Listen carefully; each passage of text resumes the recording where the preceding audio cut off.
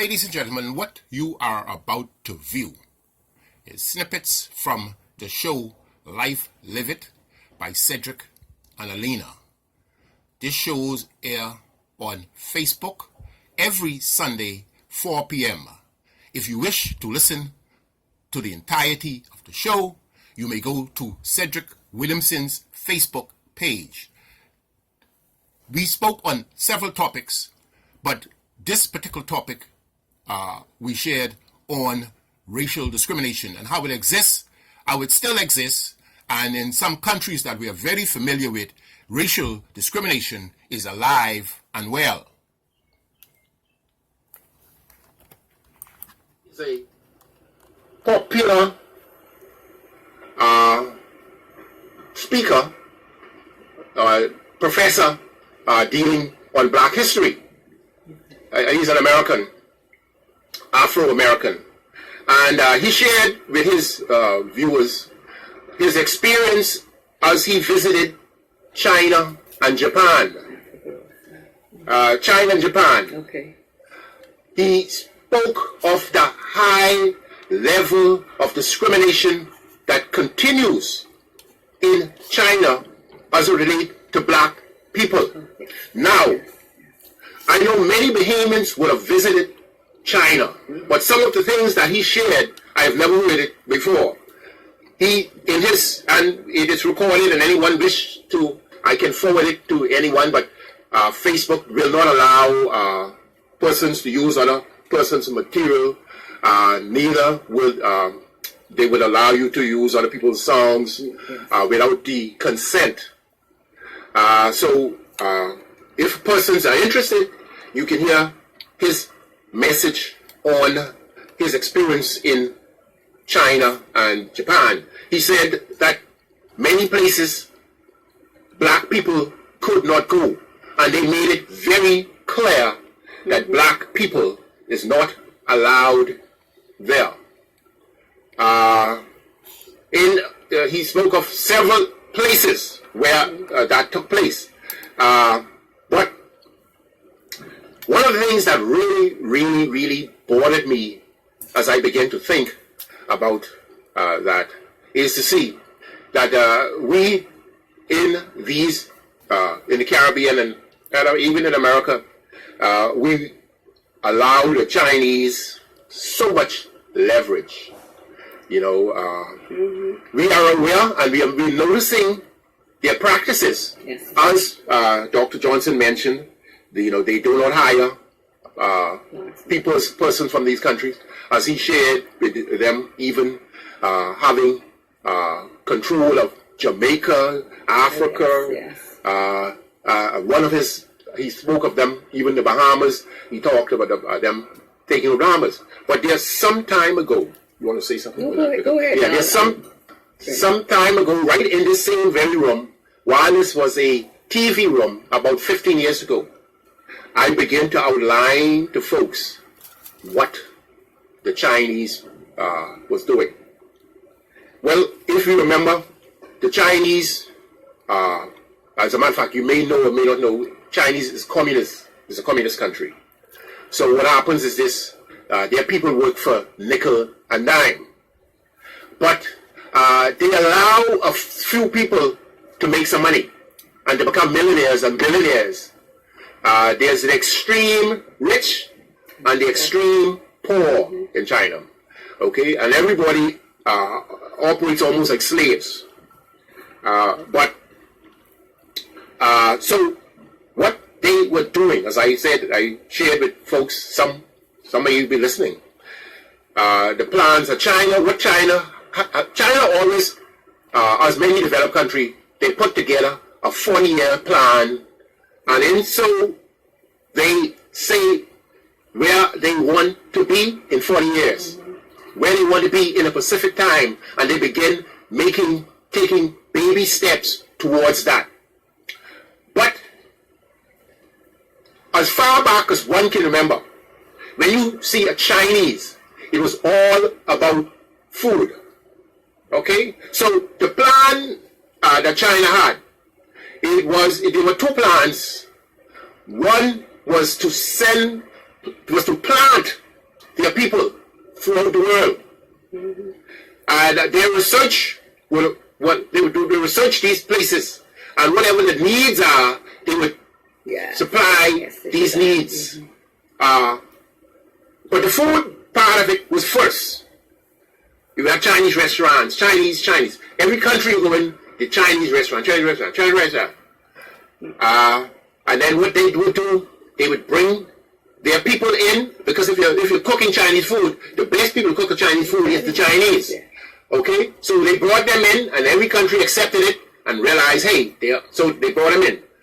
As Dr. Johnson had said, Chinese come in these developed countries poor, 6-7 months later they're rich. Absolutely right. Okay? Yeah. But what the Chinese government did, the Chinese government assisted them with loans for businesses in these countries. They could have gotten loans once their relatives were still in China. You see, but they were under the control of the Chinese government. So they assisted them with loans to cause them to be able to open up businesses, and with them being loans, then it would mean that when they make the monies from that country, it goes back to China. Yes. Okay? Now, Chinese also, the other plan, we'll elaborate further, but I'm just going to put these two sections where how they begin to work their 40-year plan. So the other section of that was they begin to research what type of materials and goods that you needed. And with their millions and millions of slaves, Chinese slaves that they had, they were able to produce products at a very low cost and sell it to the world. And it was, for instance, if a broom made in the United States would cost $5. A broom made in China would cost them about 50 cents. So they were able to send that broom to the U.S. as higher tariffs or whatever you wish to put on that. You only can put so much tariffs on it. Yes. The price of their broom remains lower than the price of your broom. So then they went into big scale manufacturing of goods, and they flood the world with their products. But the American products and the products of the other countries were superior to theirs, because they had these bunch of slaves with not much education producing stuff. So the stuff were inferior. Okay, their objective in the beginning was only to make a product that looked like the product, but it didn't have to perform like the product.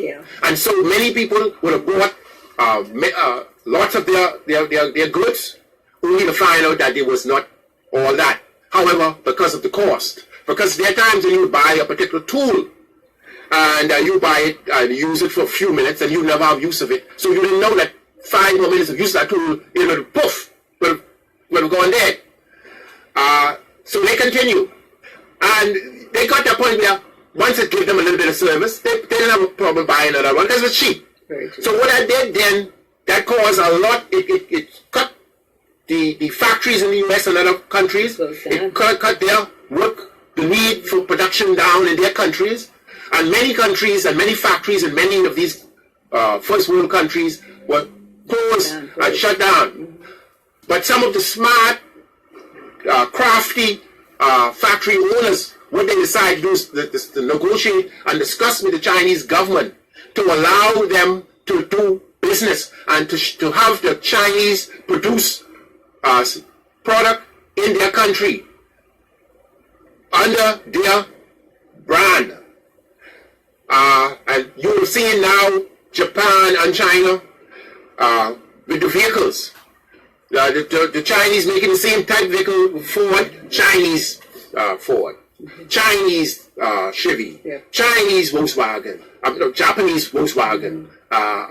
So they link up with them for cheap labor, and the individual owners, big owners like the Trumps and all of those guys, were still able to make the money, while America factory workers suffered.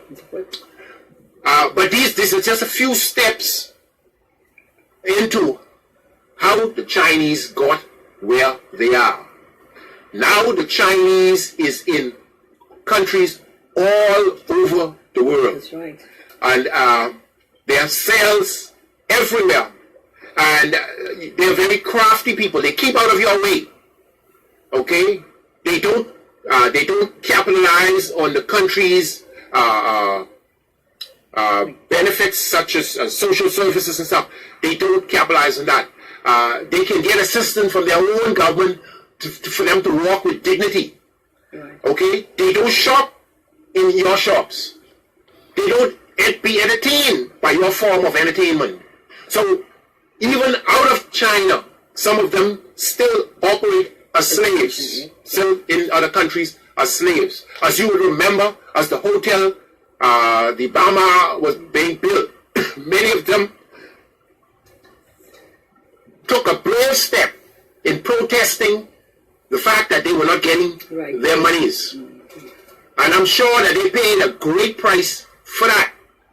I would almost guarantee you, those Chinese you saw then, you will see no more. No more. But I now give my wife a little voice because she's... I agree with Cedric when he talked about, they really don't interact.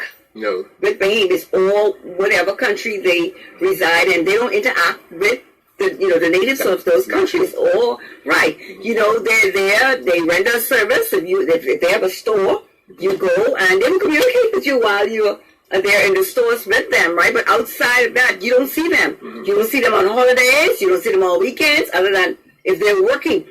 So they, even though they're here, they're bringing some sort of business into the Bahamas. They're still taking a lot out of these countries. They're taking more. They're taking more than they're giving. Mm-hmm. So we look at the little we are receiving from the Chinese, but if you look at what they're taking out of the country, is it worth it? Is it worthwhile having them in our country or in other countries? Because even we got a video from one of our listeners, and even in Jamaica, they talk about how they're taking over Jamaica and Africa. I'm sorry. No, and Jamaica. And how the government is so involved in it because you know what happened? The government is being paid so much money, and they really don't care about the locals. So in the long term, the locals might get a little $5 or $10 here, but in the long term, they will suffer. So, but the governments, they're not looking at it like that. They're looking for what they can profit from right now. And we as a people, we need to stand up for what we know is right. Okay? And we need to begin to protest because they're coming in our countries. And like Cedric said, what they would do, they know, like, for example, we needed a stadium. Okay? They built that small one first, right? And then we needed the Queen Elizabeth Sports Center, so they built that big stadium for us. So they would do things, to make it appear as if... Landmark stuff. Yes, okay, so they'll say, okay, now who did this? The Chinese did this for us. Mm-hmm. Okay, so it feels like they believe that it would give them the right that if they want to purchase, or if they want properties, not to purchase, they can just get whatever properties, they can just choose whatever properties they want, and they can just get it.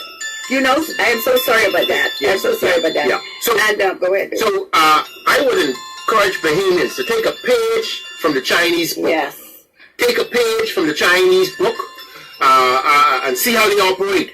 Okay? Chinese believe in Chinese. Yes. I say to Bahamians, believe in Bahamian.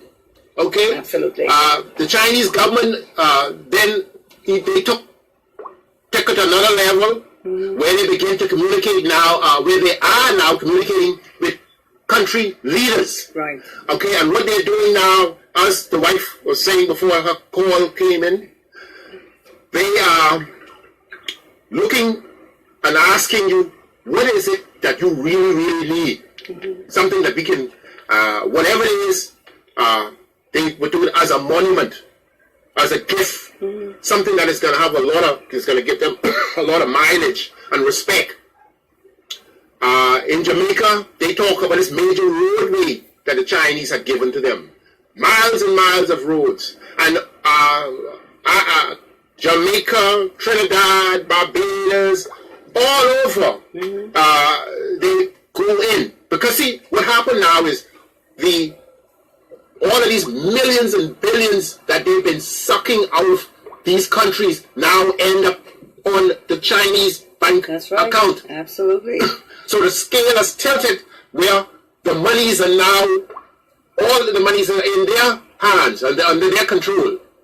So from time to time, they do major projects, governmental sort of stuff that governments normally would do on behalf of these countries, causing a greater respect and greater negotiating abilities and control. Ladies and gentlemen, we will end here now, but if you wish to see the entire show, it is very interesting. You may go to Cedric Williamson's Facebook page. Also, send a friend request to Cedric Williamson. We answer all friend requests because you are our friends. For the sake of time of this recording, we must end now, but watch us.